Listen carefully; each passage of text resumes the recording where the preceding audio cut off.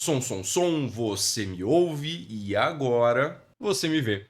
E aí, pessoa, tudo bem contigo? Riz por aqui pra gente resolver juntos a questão 119 do Enem de 2023. Quer tentar mais uma vez? Então pausa o vídeo agora, porque eu vou resolver com você. Em 3, 2, 1. Vem! Questão de Enem, a gente começa de trás para frente. Durante o processo de resfriamento, então a gente já sabe que a temperatura vai diminuir, os valores de pressão em relação à temperatura são representados por qual gráfico? Nós temos aqui 5 gráficos. E a gente vai ter que encontrar aquele que descreve corretamente o comportamento da pressão em função da temperatura durante um certo resfriamento. Que resfriamento foi esse? A gente vai descobrir agora. O manual de um automóvel alerta sobre os cuidados em relação à pressão do ar no interior dos pneus. Recomenda-se que a pressão seja verificada com os pneus frios, à temperatura ambiente. Um motorista, desatento a essa informação, realizou uma viagem longa sobre o asfalto quente e, em seguida, verificou a pressão P0 no interior dos pneus, que não era igual à recomendada pelo fabricante. Na ocasião, a temperatura dos pneus era T0. Então, para uma temperatura T0, a pressão era P0, uma pressão provavelmente maior do que a recomendada pelo fabricante. Por que eu estou falando que é maior? Porque se a temperatura é maior, as moléculas do gás estão mais agitadas, vão exercer uma pressão maior. Segue a leitura. Após um longo período em repouso, os pneus do carro atingiram a temperatura ambiente, T. Então deu tempo de diminuir a temperatura dos pneus. Durante o resfriamento, não há alteração no volume dos pneus e na quantidade de ar no seu interior.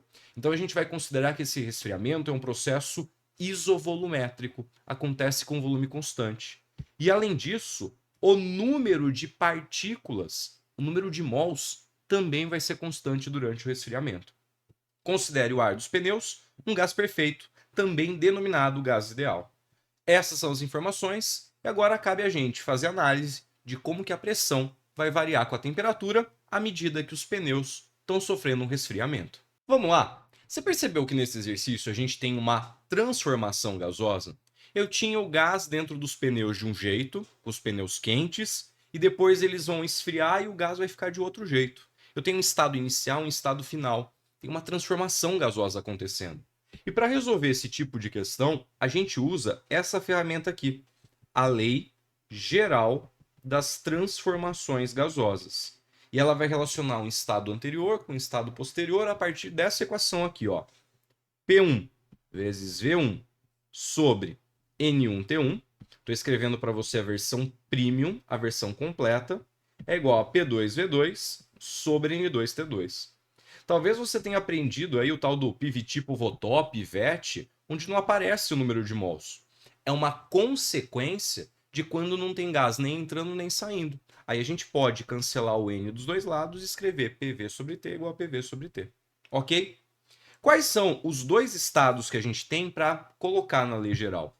A gente tem o estado inicial, vamos colocar aqui embaixo, que são os pneus quentes. Então, estado inicial, pneus quentes.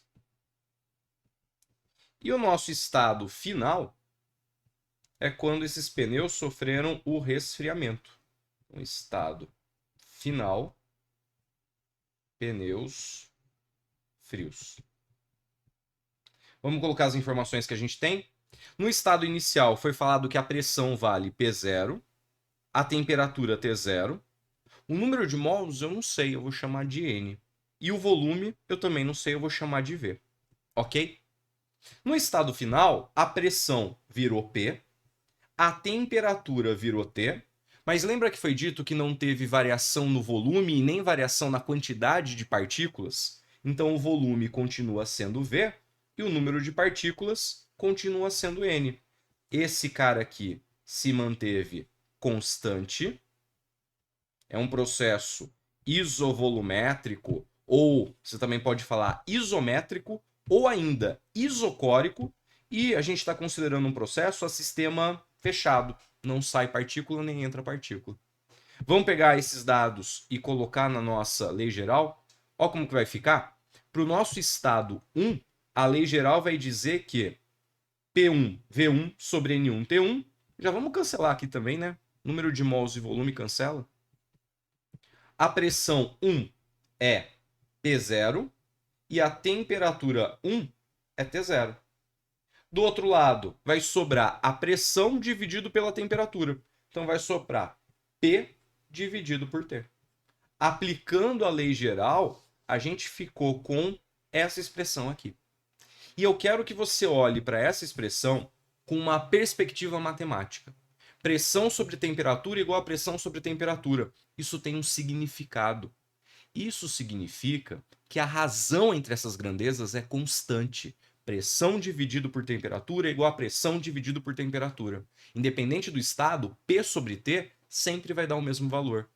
E o que isso simboliza em matemática? Isso aqui está indicando para a gente que nesse processo, pressão e temperatura são grandezas diretamente proporcionais. Vamos escrever isso?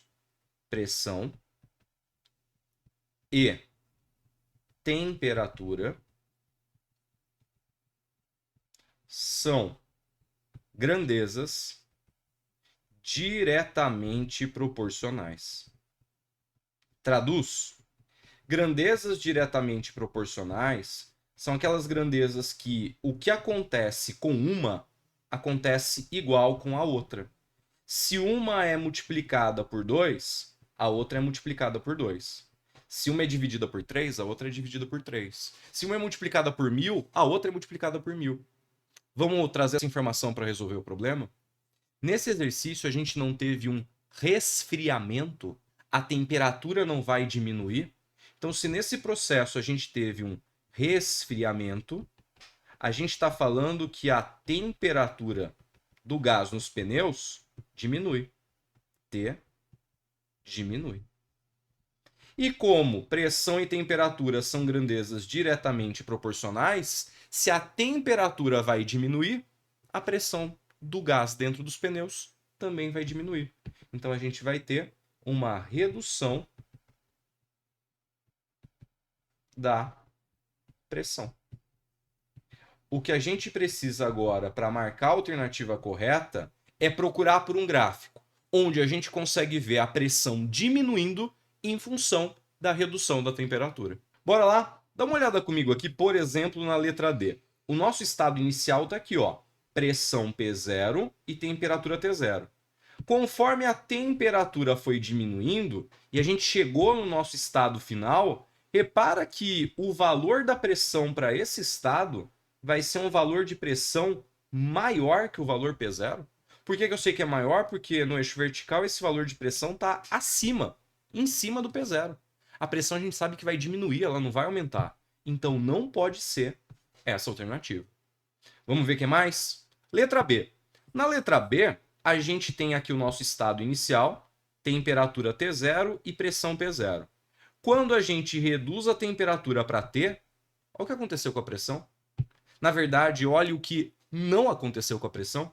Esse processo é um processo que acontece com pressão constante. Isso aqui está escondendo para a gente uma transformação isobárica. E a gente sabe que a pressão vai diminuir, ela não vai ser constante. Por isso, a letra B também pode ser descartada. Vem, dá uma olhada na letra C.